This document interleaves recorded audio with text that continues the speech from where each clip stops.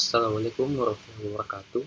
Perkenalkan, nama saya Ivan Andriadi dengan NIM 22TA846. Di sini saya akan melakukan analisis tentang beban kerja dan stres kerja pada industri kapal Indonesia.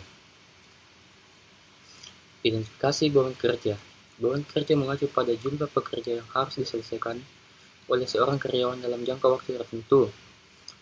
Dalam analisis beban kerja, hal-hal yang perlu diperhatikan antara lain. Yang pertama, volume pekerjaan.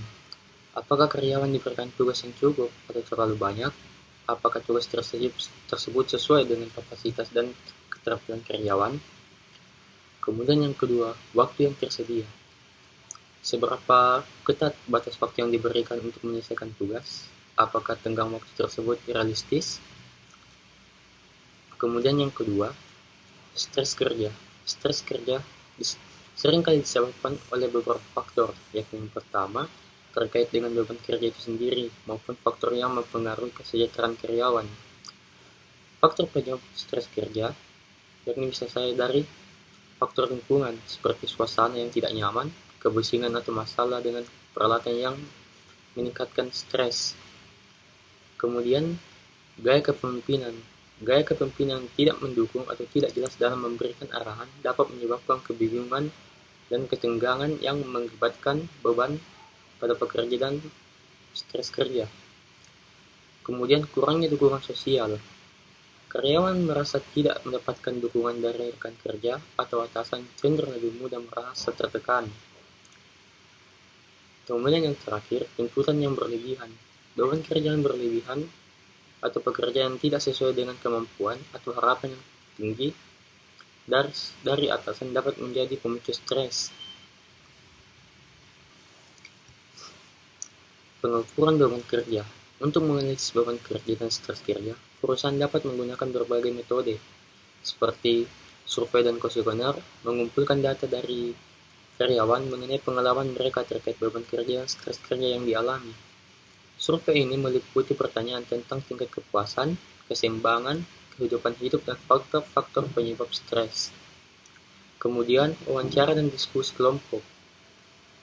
Mengadakan sesi wawancara atau diskusi kelompok untuk menggali lebih dalam mengenai tentang apa yang dihadapi karyawan dalam pekerjaan mereka. Kemudian, penilaian kinerja. Melalui penilaian kinerja karyawan, perusahaan dapat mengetahui apakah beban yang diberikan realistis dan apakah karyawan dapat mengelola stres mereka dengan baik. Adapun dampak-dampak dari beban kerja dan stres kerja yakni penurunan produktivitas. Karyawan yang merasa stres dan terbebani dapat mengalami penurunan kinerja. Kemudian tingginya tingkat absensi. Stres yang tidak dikelola dapat menyebabkan karyawan merasa sakit fisik atau sakit mental yang dapat menyebabkan absensi. Tingkat turnover yang tinggi. Beban kerja yang berlebihan dan stres yang tinggi dapat menyebabkan karyawan memutuskan untuk meninggalkan perusahaan. Kemudian masalah kesehatan. Stres yang berkelanjutan dapat mempengaruhi kesehatan fisik dan mental, meningkatkan risiko penyakit jantung, gangguan kecemasan, atau depresi yang berlebihan. Dari keterangan di atas, kami menjelaskan bahwa beban kerja dan stres kerja pada PT Industri Kapal Indonesia Persero mengacu pada beberapa faktor, yakni yang pertama, waktu yang tersedia. Pada waktu pekerjaan kapal, terdapat waktu atau masa proses perbaikan. Masa proses yang relatif singkat ini membuat beban kerja para pegawai menjadi bertambah karena harus mengejar waktu perbaikan. Ditambah lagi, kondisi kapal yang sangat banyak membutuhkan perawatan dan keadaan cuaca pun menjadi hambatan pekerjaan yang membuat pekerja menjadi merasa tertekan oleh waktu. Kemudian, hal berikut adalah faktor lingkungan kerja.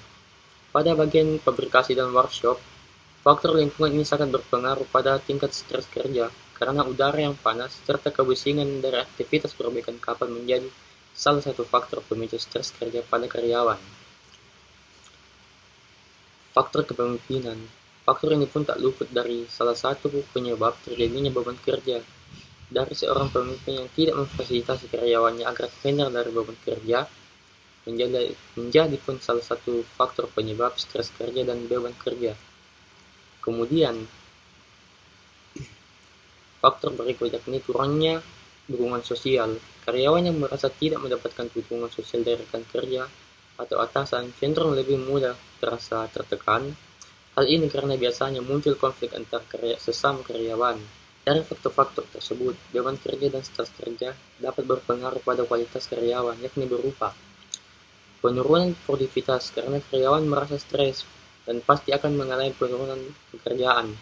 Kemudian tingginya tingkat absensi. Ya, hal ini umum terjadi karena para pekerja yang mengalami beban kerja hingga merasa stres pasti akan mengalami penurunan daya tahan tubuh yang menyebabkan karyawan menjadi kurang sehat dan tidak beraktivitas.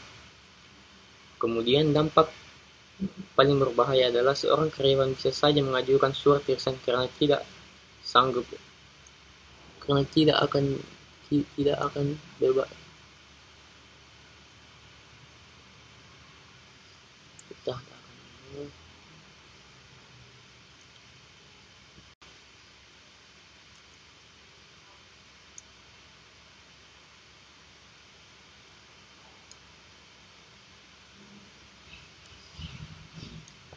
Dari faktor-faktor berikut, beban kerja dan stres kerja dapat berpengaruh pada kualitas pekerja, yakni berupa penurunan produktivitas. Karyawan yang merasa stres dan terbebani pasti akan mengalami penurunan kualitas kinerja bekerja. Kemudian, tingginya tingkat absensi.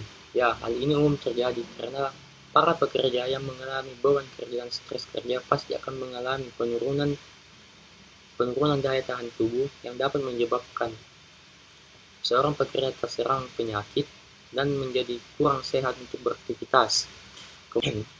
Kemudian, dampak yang paling berbahaya adalah seorang karyawan bisa saja mengajukan surat resign karena sudah tidak tahan lagi terhadap beban kerja dan stres kerja pada lingkungan industri.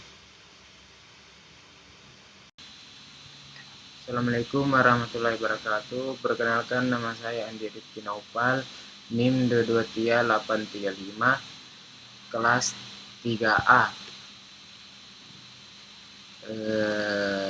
Adapun yang ingin saya paparkan yaitu sasaran dan target yang ingin dicapai. Pertama itu mengidentifikasi tingkat beban kerja dan stres kerja di lingkungan industri. Kedua, menentukan faktor-faktor penyebab utama dari beban kerja dan stres kerja. Ketiga, merancang strategi untuk mengelola dan mengurangi stres serta meningkatkan kesejahteraan pekerja. Ketiga, metode analisis. Yang pertama itu observasi langsung, mengamati kondisi kerja di lapangan. Kedua, kuesioner dan wawancara, mengumpulkan data dari pekerja mengenai beban kerja. Ketiga itu analisis beban kerja, yaitu mengumpulkan metode workload analysis. Yang keempat itu pengukuran stres kerja menggunakan skala stres kerja yang berdasarkan faktor psikologis. Yang terakhir itu analisis statis, mengelola data yang diperoleh untuk menemukan pola. Keempat itu ada tahapannya. Yang pertama itu perencanaan, kedua pengumpulan data, ketiga analisis data, keempat penyusunan rekomendasi, kelima implementasi dan evaluasi. Yang kelima itu ada evaluasi yang ketercapaian proyek. Pertama itu survei kepuasan pekerja yang mana menilai apakah ada perbaikan dan kesejahteraan. Kedua itu pengukuran beban kerja dan stres kerja, membandingkan data sebelumnya dan setelah intervensi. Ketiga itu produktivitas tenaga kerja, mengamati perubahan dalam tingkat produktivitas. Yang terakhir itu tingkat absensi dan turnover, menilai apakah terjadi pengurangan. Adapun solusinya untuk mengurangi beban kerja dan stres kerja, yang pertama itu manajemen beban kerja, yaitu menyimbangkan beban kerja dengan kapasitas pekerjaan. Kedua itu meningkatkan kondisi kerja, di mana menerapkan ergonomi yang lebih baik dalam lingkungan kerja. Ketiga itu pelatihan dan pengembangan karyawan yang memberikan pelatihan manajemen stres dan teknik relaksasi. Yang keempat itu dukungan psikologis dan solusi, yang dimana menyediakan layanan konseling bagi pekerja yang mengalami stres berat. Kelima itu kebijakan manajemen yang lebih fleksibel, memberikan opsi kerja fleksibel bagi pekerja dengan beban kerja tinggi. Sekian dari saya. Assalamualaikum warahmatullahi wabarakatuh.